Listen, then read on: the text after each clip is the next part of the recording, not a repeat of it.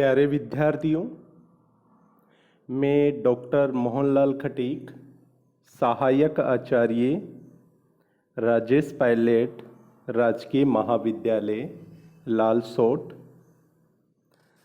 BA तृतीय वर्ष संस्कृत के प्रथम प्रश्न पत्र में हम सभी श्रीमद् भगवत गीता का अध्ययन कर रहे थे और श्रीमद् भगवत गीता के चतुर्थ अध्याय में हम सभी ने 8वें श्लोक तक अध्ययन पूर्ण कर लिया था।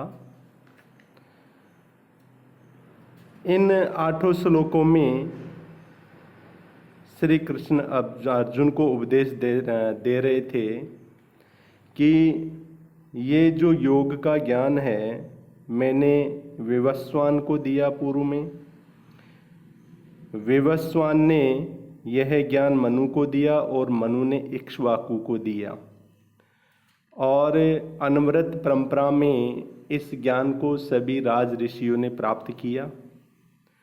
अब ये ज्ञान नष्ट हो गया था तो मैं फिर से ये ज्ञान तुझे दे रहा हूँ। तब श्री कृष्ण को अर्जुन कहता है कि हे श्री कृष्ण, विवस्वान के जन्म लेने का समय अलग है और आपके जन्म लेने का समय अलग है। तब आपने ये ज्ञान विवस्वान को कैसे दिया? मैं इस बात को कैसे मानूं या इस बात को कैसे जानूं? तब श्री कृष्ण ने कहा कि हे अर्जुन, तूने और मैंने बहुत जन्म ले लिए हैं और मैं इन जन्मों के बारे में जानता हूँ, तू इन जन्मों के बारे में नहीं जानता है। मैं अजन्मा होता हुआ भी, प्राणियों का स्वामी होता हुआ भी, अनश्वर आत्मा वाला मैं अपने स्वरूप को धारण करके अपनी योग माया से उत्पन्न होता रहता हूँ और संसार में जब जब भी धर्म की हानि होती है और अधर्म का उत्थान होता है तब मैं अपने आप को पैदा करता हूँ या मैं उत्पन्न होता हूँ। और मैं उत्पन्न क्यों होता हूँ? सज्जन पुरुषों की रक्षा के लिए, दुष्ट पुरुषों के विनाश के लिए और धर्म की संस्थापना के लिए मैं प्रत्येक युग में उत्पन्न होता रहा हूँ। आगे 90वें श्लोक में उपदेश देते हुए श्री कृष्ण अर्जुन को कह रहे हैं, क्या कह रहे हैं? जन्म कर्म च मे दिव्यम एवं यो वेति तत्वतः त्यक्त्वा देहं पुनर्जन्म नेति मामेति सो अर्जुन। इस 90वें श्लोक का अन्वय हम देखते हैं तो हे अर्जुन, ये एवं में दिव्यम जन्म कर्म च तत्वतः वेति स देहम त्यक्त्वा पुनर्जन्म न एति माम एति।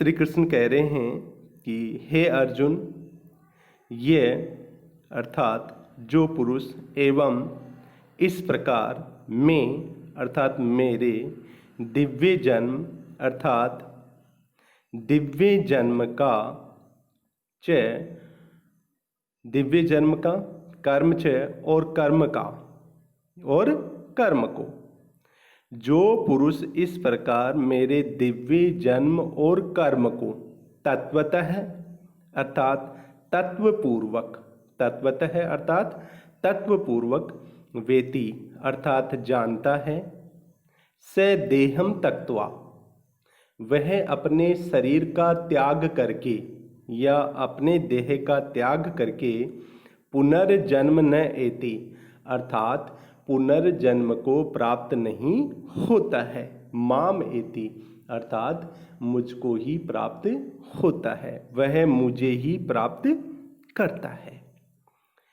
श्री कृष्ण इस श्लोक में अर्जुन को उपदेश देना चाह रहे हैं कि जो ज्ञान युक्त पुरुष है, जो तत्व विज्ञ है, वह ज्ञान प्राप्त करता है और ज्ञान प्राप्त करने के बाद में वह मेरे दिव्य जन्म और कर्मों को जान लेता है।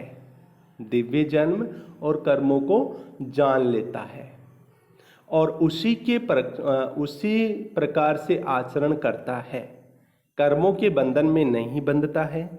वह अपनी देह का त्याग करने के पश्चात पुनर्जन्म को प्राप्त नहीं करता है और वह मुझे प्राप्त कर लेता है।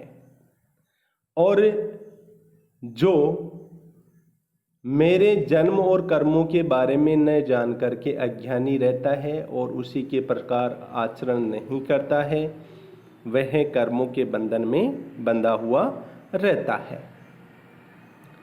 इस श्लोक की व्याकरणात्मक टिप्पणी में हम देखें तो ये जो आया है, अन्वय में देखिए आप, ये जो आया है यत शब्द पुल्लिंग का प्रथमा एकवचन है, में है जिसमें अस्मद षष्ठी का एकवचन है, और दिव्य जो शब्द है ये जन्म का विशेषण है, और कर्म और जन्म में प्रथमा का एकवचन है।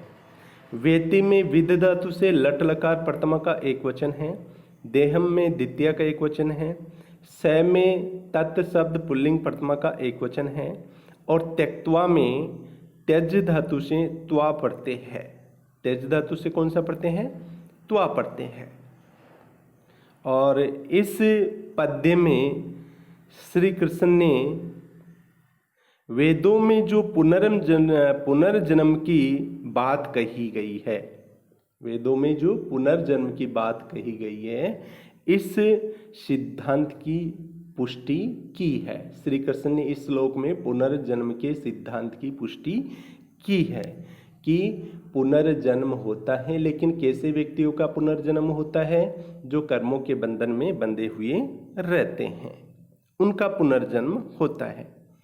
एति जो आया है यहाँ पे इण गतौ धातु है और प्रथम पुरुष का एक वचन है। चलिए अगले श्लोक का अध्ययन हम करते हैं। अगला 10वां श्लोक है और 10वें श्लोक में श्री कृष्ण अर्जुन को उपदेश देते हुए क्या कह रहे हैं? वीतराग भय क्रोधा मन्मया मामुपाश्रिता बहवो ज्ञान तपसा पूता मद्भावमागता। अन्वय देखिए इसका। वीत राग भय क्रोधा मनमया माम उपाश्रिता बहवः ज्ञान तपसा पूता मद्भावम आगता।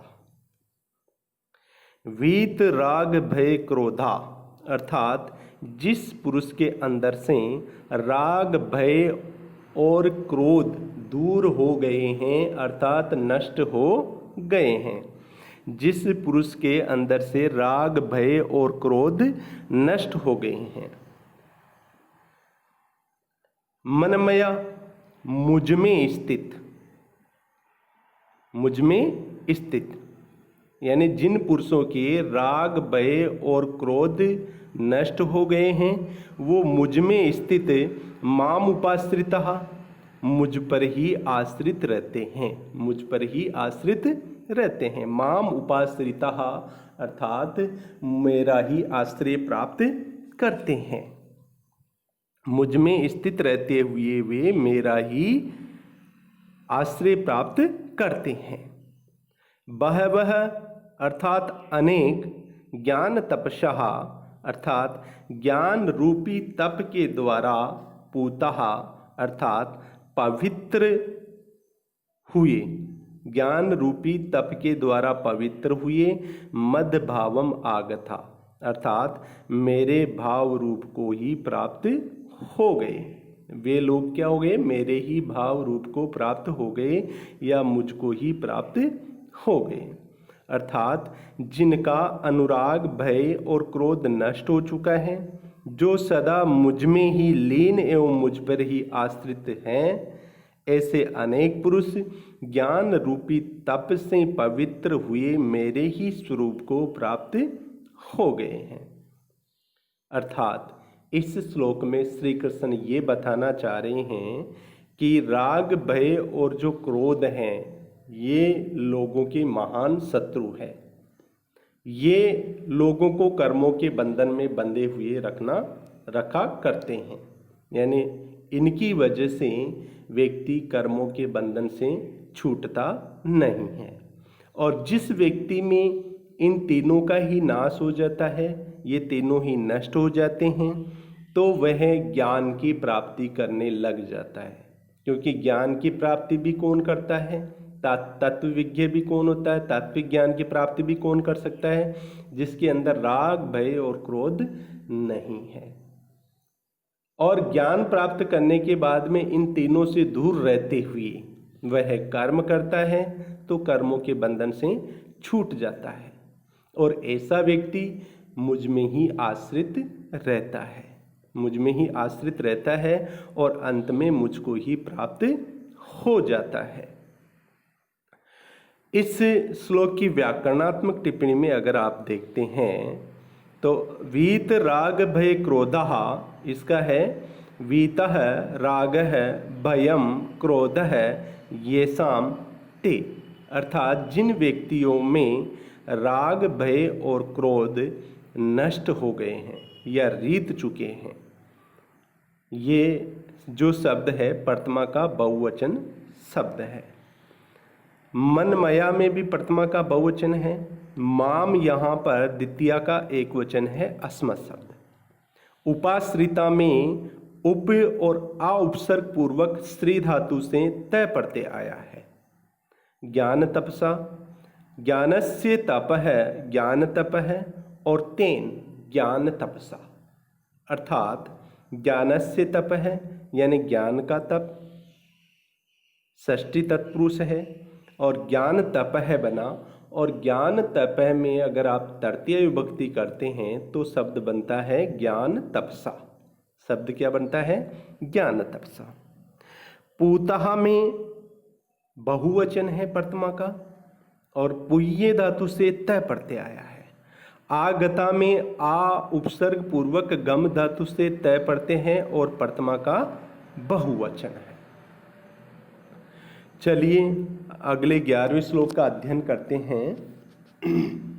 11वें श्लोक में श्री कृष्ण अर्जुन को उपदेश देते हुए क्या कह रहे हैं? ये यथा मां प्रपद्यन्ते तांस्ततेव भजाम्यहम् मम वृत्मानुवृत्तन्ते मनुष्या पार्थ सर्वथा। इस श्लोक का अन्वय देख लेते हैं। ये यथा मां प्रपद्यन्ते अहम तान तथैव भजामि पार्थ मनुष्या सर्वथा मम वर्त्म अनुवर्तन्ते। ये यत शब्द प्रथमा का बहुवचन है, अर्थात जो व्यक्ति यथा अर्थात जिस प्रकार से माम प्रपदन्ते यानी मेरे पास आते हैं, अर्थात मेरी विचारों का अनुसरण करते हैं, मेरे पास आते हैं या मेरे विचारों का अनुसरण करते हैं। अहम तान तथैव भजामि, मैं तान उन पुरुषों को तथैव उसी प्रकार से ही भजामि अर्थात ध्यान उनका भजन करता हूँ या उनका उपभोग करता हूँ या उनका चिंतन करता हूँ। अर्थात जो पुरुष जिस प्रकार से मुझको प्राप्त करते हैं, मैं उन पुरुषों को उसी प्रकार से उनका चिंतन करता हूँ या उनका भजन करता हूँ या उनको चाहता हूँ। हे पार्थ, मनुष्या सर्वथा मम वर्त्म अनुवर्तन्ते। मनुष्य अर्थात पुरुष सर्वथा सभी प्रकार से, मम अर्थात मेरे, वर्त्म अर्थात मार्ग का, अनुवर्तन्ते अर्थात अनुसरण करते हैं। मनुष्य सभी प्रकार से मेरे ही मार्ग का अनुसरण करते हैं। इस श्लोक में श्री कृष्ण ये बताना चाह रहे हैं कि जो व्यक्ति जिस प्रकार से आचरण करते हैं, मैं उनको उसी प्रकार से फल देता हूँ। अज्ञानी अगर आसक्त होकर के कर्मों को करता है तो मैं उनको फल देता हूँ, चाहे उसके अच्छे कर्म हो तो अच्छे फल, बुरे कर्म हो तो बुरे फल। और ज्ञानी अनासक्त भाव से या आसक्त न रहता हुआ कर्मों क्यों करता है, तो मैं उसके पास उसको उसी प्रकार से उसका चिंतन करता हूँ। अर्थात वह फल की इच्छा नहीं करता है तो मैं उसको फल नहीं देता हूँ। तो श्री कृष्ण बताना चाह रहे हैं कि जो व्यक्ति गुण और कर्मों के विभाग को जान करके उनमें आसक्त नहीं होता है, मैं उसी प्रकार से उनको अपने अंदर समाहित कर लेता हूँ। इस प्रकार से मनुष्य सभी प्रकार से मेरे ही मार्ग का अनुसरण करते हैं। अर्थात जो व्यक्ति जिस प्रकार मेरी शरण में आते हैं, मैं उसी प्रकार से उनका सेवन या उनका हित चिंतन करता हूँ। हे अर्जुन, लोग सर्वथा मेरे ही मार्ग का अनुसरण करते हैं। अगला श्लोक हम पढ़ते हैं, 12वां श्लोक। इससे पूर्व हम इस 11वें श्लोक की व्याकरणात्मक टिप्पणी पे ध्यान दे लेते हैं। ये जो आया है, ये आपका यत शब्द पुल्लिंग प्रथमा का बहुवचन है, माम में द्वितीया का एक वचन है। प्रपद्यन्ते में प्र उपसर्ग पूर्वक पद धातु से लट लकार प्रथम पुरुष का बहुवचन है आत्मनेपद में। और अनुवर्तन्ते जो आया है, अनुपसर्ग पूर्वक वृत्त धातु से लट लकार प्रथम पुरुष का बहुवचन शब्द है। और अहम जो आया है, ये अस्मद शब्द प्रथमा का एक वचन है। तान में तत् शब्द द्वितीया का बहुवचन है। बझामी में लट लकार लट लकार उत्तम पुरुष का एक वचन है। मनुष्याहा में पुल्लिंग प्रथमा का बहुवचन है। और जो मम है, मम में षष्ठी का एक वचन है अस्मद शब्द से। वर्तमान शब्द का अर्थ होता है मार्ग, और ये है आपका प्रथमा का एक वचन, नपुंसकलिंग प्रथमा का एक वचन। लेकिन यहाँ पे आया है नपुंसकलिंग द्वितीय का एक वचन। नपुंसकलिंग में प्रथमा और द्वितीय विभक्ति एक समान चलती है। चलिए अब अगले श्लोक का अध्ययन करते हैं। 12वां श्लोक है। कांक्षत कर्मणाम सिद्धिम यजंत इह देवता क्षिप्रम हि मानुष्य लोके सिद्धिर्भवति कर्मजा। अन्वय कर लेते हैं इसका। कर्मणाम सिद्धिम कांक्षत इह देवता यजन्ते ही मानुष्य लोके क्षिप्रम कर्मजा सिद्धिम भवति। श्री कृष्ण इस 12वें श्लोक में अर्जुन को उपदेश दे रहे हैं कि कर्मणाम अर्थात कर्मों की सिद्धिम कांक्षत है, अर्थात सिद्धि की इच्छा करते हुए या कर्मों की सफलता की इच्छा करते हुए, यह अर्थात इस लोक में देवता यजन्ते अर्थात देवता यजन करते हैं, देवता यजन करते हैं। ही निश्चय ही मानुष्य लोके अर्थात मनुष्य लोक में क्षिप्रम अर्थात शीघ्र ही कर्मजा अर्थात कर्मों से उत्पन्न होने वाली सिद्धि भवति अर्थात सफलता मिलती है, अर्थात सिद्धि मिलती है। अर्थात कर्मों के द्वारा प्राप्त सफलता की कामना करते हुए देवता लोग इस लोक में यजन करते हैं। निश्चय ही मनुष्य लोक में सर्वविध सिद्धि शीघ्र ही कर्म से ही उत्पन्न होती है, अर्थात जैसे कर्म करते हैं वैसी सिद्धि मिलती है। इस श्लोक में भी श्री कृष्ण ने ये बताने की चेष्टा की है कि कर्म करना आवश्यक है, और कर्म भी कैसे करना आवश्यक है, अनासक्त भावते, और कर्म से ही सिद्धि की प्राप्ति होती है। ये बिल्कुल इस श्लोक में फिर से श्री कृष्ण ने अर्जुन को उपदेश दिया है और इस बात को स्पष्ट किया है कि कर्म करने से ही सिद्धि मिलती है, अर्थात सफलता मिलती है, और जैसे कर्म करते हैं वैसे ही सिद्धि की प्राप्ति होती है। इस श्लोक की व्याकरणात्मक टिप्पणी में देखते हैं हम। कांक्षतः, कर्मणाम जो शब्द आया है, कर्मणाम शब्द में कर्म शब्द से षष्ठी का बहुवचन है और सिद्धि में सिद्धि शब्द से द्वितीय का एक वचन है। कांक्षतः में कांक्ष धातु है और फिर सत्र पढ़ते हैं और फिर प्रथमा का बहुवचन है। सिद्धि में 3 पढ़ते हैं। यजंते में यज धातु लट लकार प्रथम पुरुष का बहुवचन है और देवता शब्द में देव शब्द से तल प्रत्यय आया है और कर्मजा में कर्मणः जायते इति कर्मजा, कर्मणः जायते इति कर्मजा। मानुष्य लोके में सप्तमी का एक वचन है।